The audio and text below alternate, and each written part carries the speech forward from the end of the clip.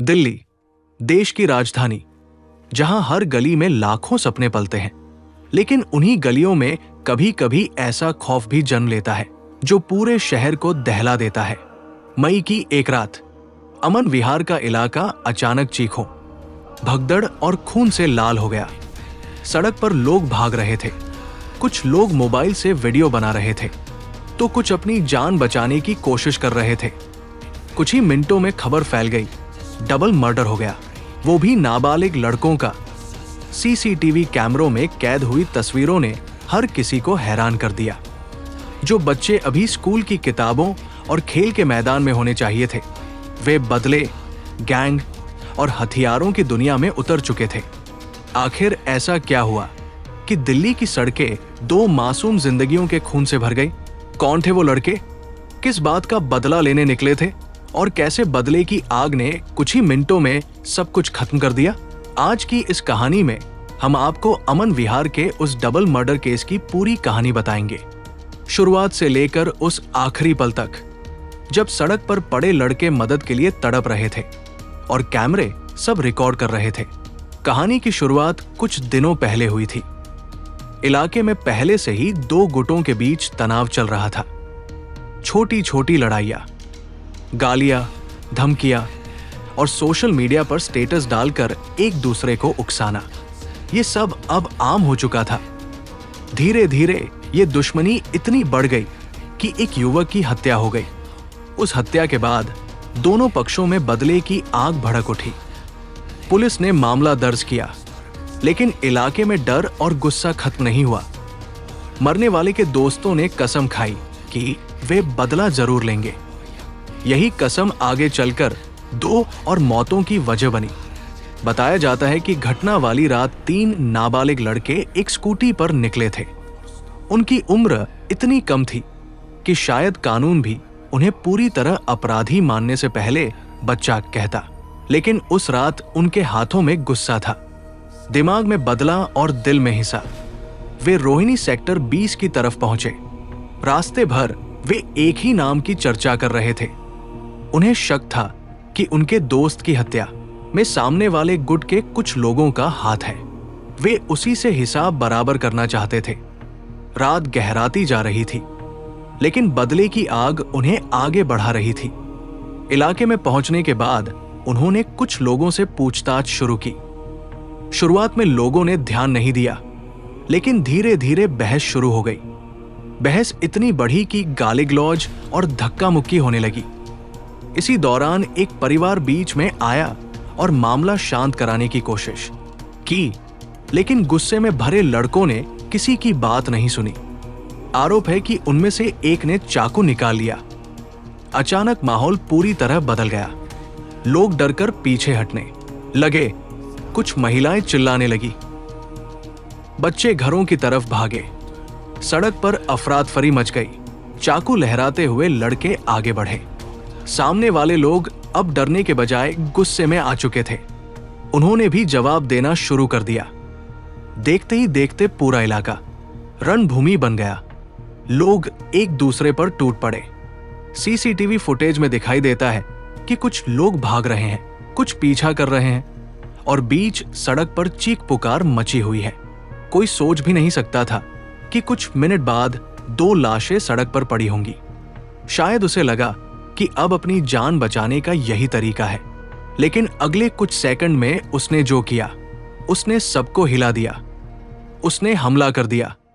पहला वार गर्दन पर हुआ, दूसरा सीने में, तीसरा पेट में।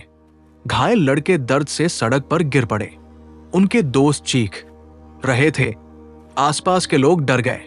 कुछ लोग भाग खड़े हुए तो कुछ ने उन्हें बचाने की कोशिश की, लेकिन तब तक बहुत देर हो चुकी थी। जब पुलिस को कॉल मिली तो इलाके में हड़कंप मच गया। पीसीआर वैन मौके पर पहुंची। सड़क पर खून फैला हुआ था। 2 लड़के बेसुध पड़े थे। तीसरा घायल हालत में बैठा, कांप रहा था। लोगों की भीड़ जमा हो चुकी थी। कोई कह रहा था ये बच्चे थे, तो कोई बोल रहा था आजकल के लड़के गैंगस्टर बनना चाहते हैं। पुलिस ने तुरंत घायलों को अस्पताल पहुंचाया, लेकिन डॉक्टरों ने 2 को मृत घोषित कर दिया। अस्पताल के बाहर रोते हुए परिवार वालों की चीखें सुनकर हर कोई सन्न रह गया। मरने वाले लड़कों की मां बार बार एक ही सवाल पूछ रही थी, मेरा बच्चा वापस आ जाएगा क्या? लेकिन उस सवाल का जवाब किसी के पास नहीं था। एक मां जिसने सुबह बेटे को घर से हंसते हुए जाते देखा था, रात को उसी बेटे की लाश मिली। परिवार वालों का कहना था कि बच्चों को गलत संगत ने बर्बाद कर दिया। सोशल मीडिया पर गैंगस्टर जैसे वीडियो डालना, हथियार दिखाना और बदले की बातें करना अब उनके लिए शौक बन चुका था। धीरे धीरे ये शौक असली अपराध में बदल गया। इंस्टाग्राम रील्स पर हथियारों के साथ वीडियो बनाना, बाइक स्टंट करना और धमकी भरे स्टेटस डालना इनके लिए आम बात हो चुकी थी। कई बार परिवार वालों ने समझाया, लेकिन किसी ने गंभीरता से नहीं लिया। जब तक सबको खतरे का एहसास हुआ, तब तक बहुत देर हो चुकी थी। सीसीटीवी फुटेज पुलिस के लिए सबसे बड़ा सबूत बना। फुटेज में साफ दिखाई दे रहा था कि कैसे बहस शुरू हुई और फिर हिंसा में बदल गई। पुलिस ने वीडियो की मदद से कई लोगों की पहचान की। इलाके में लगातार छापेमारी शुरू हुई। एक 14 साल के नाबालिग को हिरासत में लिया गया। उससे पूछताछ शुरू हुई।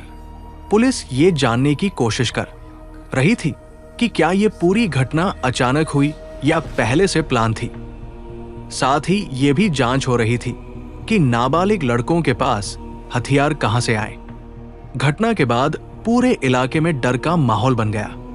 माता पिता अपने बच्चों को जल्दी घर बुलाने लगे। लोग रात में बाहर निकलने से डरने लगे। हर तरफ बस एक ही चर्चा थी, अगर बच्चे ही इस तरह हथियार उठाने लगेंगे तो समाज का क्या होगा? कई सामाजिक संगठनों ने भी चिंता जताई। उनका कहना था कि बच्चों में बढ़ती हिंसा सिर्फ पुलिस की नहीं, बल्कि पूरे समाज की जिम्मेदारी है। कुछ लोगों ने पुलिस पर भी सवाल उठाए। उनका था कि इलाके में पहले भी झगड़े और धमकियों की शिकायतें हुई थी। अगर समय रहते सख्ती होती तो शायद ये घटना टल सकती थी। वही पुलिस का कहना है कि अपराध रोकने के लिए समाज का सहयोग भी जरूरी है। सिर्फ पुलिस हर गली में खड़ी नहीं हो सकती। परिवार, स्कूल और समाज को भी बच्चों पर नजर रखनी होगी। घटना के बाद सोशल मीडिया पर सीसीटीवी वीडियो तेजी से वायरल होने लगा। लोग वीडियो देखकर दंग रह गए। किसी ने लिखा, दिल्ली सुरक्षित नहीं रही, तो किसी ने कहा, ये बच्चे नहीं, अपराधी हैं।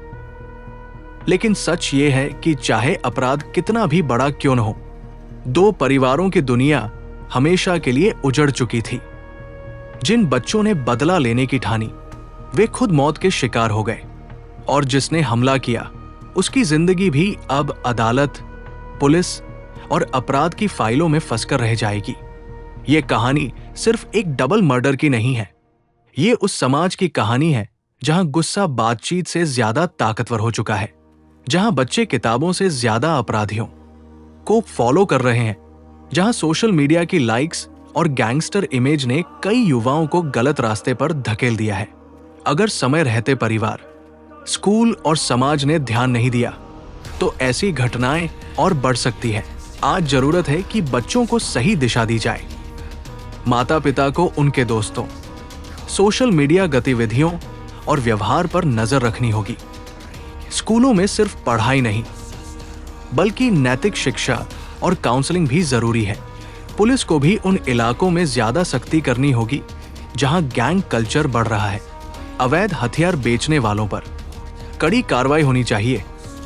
सोशल मीडिया पर हिंसा और हथियारों को बढ़ावा देने वाले कंटेंट की निगरानी जरूरी है। अगर समाज और प्रशासन मिलकर काम करें, तभी ऐसी घटनाओं को रोका जा सकता है। हम दिल्ली पुलिस और प्रशासन से अपील करते हैं कि इस मामले की निष्पक्ष और तेज जांच हो। दोषियों को सख्त सजा मिले ताकि भविष्य में कोई और बच्चा अपराध की राह पर चलने की हिम्मत न करे।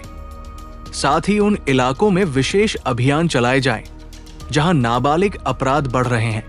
स्कूलों और कॉलोनियों में जागरूकता कार्यक्रम होने चाहिए ताकि बच्चों को हिंसा से दूर रखा जा सके। हर माता पिता को यह समझना होगा कि बच्चों की छोटी गलतियों को नजरअंदाज करना आगे चलकर बड़ी त्रासदी बन सकता है। अमन विहार की ये रात शायद लोग कभी नहीं भूल पाएंगे। सड़क पर पड़ा खून, रोते हुए परिवार, भागते लोग और कैमरे में कैद हुई मौत, ये सब हमेशा लोगों के दिमाग में रहेगा। लेकिन सवाल आज भी वही है, आखिर बदले से मिला क्या? 2 जिंदगियां खत्म हो गई, कई परिवार तबाह हो गए और शहर एक बार फिर डर के साए में जीने लगा। अगर आपको ये कहानी सोचने पर मजबूर करती है तो याद रखिए, अपराध कभी समाधान नहीं होता। गुस्से में लिया गया एक फैसला पूरी जिंदगी बर्बाद कर सकता है। और जब बच्चे अपराध की दुनिया में कदम रखते हैं तो सिर्फ उनका नहीं, पूरे समाज का भविष्य खतरे में पड़ जाता है।